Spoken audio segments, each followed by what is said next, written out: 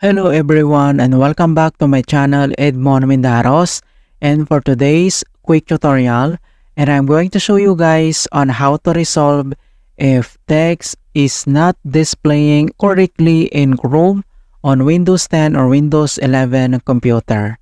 And without further ado, and let's go ahead. So all you have to do is to open up on a search menu. And dito sa search for apps, so kailangan lang natin i-type dito yung adjust, clear type. And so makikita mo kaagad dito yung adjust, clear type text. And then click mo lang dito yung open. And next step, so makikita mo na dito yung clear type text tuner. So make the text on your screen easier to read. So kailangan mo lang i-check tong box na turn on clear type. And then, i-click mo lang dito yung next. And susunod, kailangan mo ulit i-click tong next. And click mo lang tong next. Go ahead lang dito sa next. So, click lang tong next.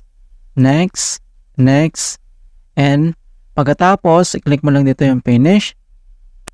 And other solution na pwede natin gawin. So, dito lang ulit sa search menu. And dito sa search for apps. So, type mo lang dito yung view advanced setting system, okay? So, click mo lang dito yung open. And pop up itong system properties. So, ang next step. So, and dito lang sa taas ay kailangan mo lang i-select dito yung advanced. So, under dito sa performance, kailangan mo lang i-select dito yung settings. So, click mo lang yan. And then, pop up itong kanyang performance settings. So, ang next step. So, dito lang ulit sa kanyang visual effects. So, kailangan mo lang i-check tong box ng smooth edges of screen. So, dapat naka-check yan. And then, click mo lang dito yung apply. Click OK. Click mo lang dito yung OK. And then, next solution na pwede natin gawin. So, dito lang sa ating Chrome browser. So, open lang natin yan. And dito lang sa top right corner, i-click mo lang dito yung tatlong dot.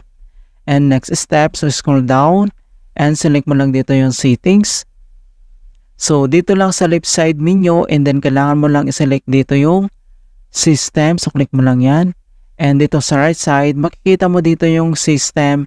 And then next, kailangan mo lang i-select dito yung use graphics accelerations when available. So, kailangan lang natin itong i-turn off. Okay? So, dito sa right side, i-click mo lang yung button niya. And then, click mo lang dito yung relaunch. Alright. So, and next step, so close lang natin tong ating browser. And dito lang sa start menu at kailangan lang natin mag-restart. Okay, i-click mo lang yan. Alright, so ganoon lang po kasimple on how to fix text not displaying correctly in Chrome on Windows 10 or Windows 11. And please don't forget to like this video, subscribe to my channel for more quality content. Thank you guys and see you in my next tutorial.